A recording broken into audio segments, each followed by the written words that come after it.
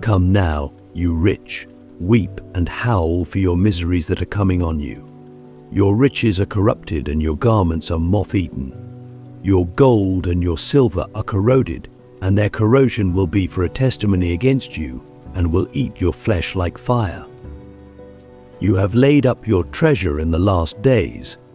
Behold, the wages of the laborers who mowed your fields, which you have kept back by fraud, cry out, and the cries of those who reaped have entered into the ears of the Lord of Armies. You have lived delicately on the earth and taken your pleasure. You have nourished your hearts as in a day of slaughter. You have condemned and you have murdered the righteous one. He doesn't resist you. Be patient, therefore, brothers, until the coming of the Lord.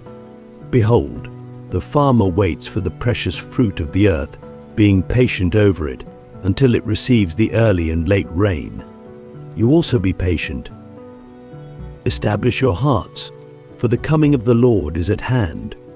Don't grumble, brothers, against one another, so that you won't be judged. Behold, the judge stands at the door. Take, brothers, for an example of suffering and of perseverance, the prophets who spoke in the name of the Lord. Behold, we call them blessed who endured. You have heard of the perseverance of Job, and have seen the Lord in the outcome, and how the Lord is full of compassion and mercy. But above all things, my brothers, don't swear.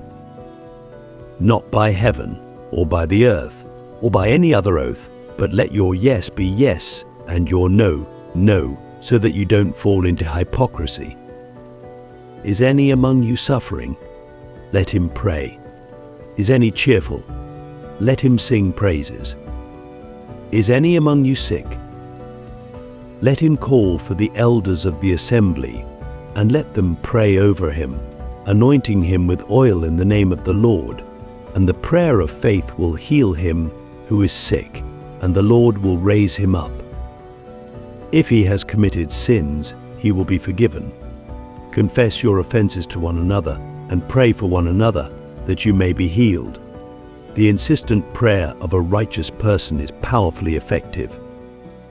Elijah was a man with a nature like ours, and he prayed earnestly that it might not rain, and it didn't rain on the earth for 3 years and 6 months.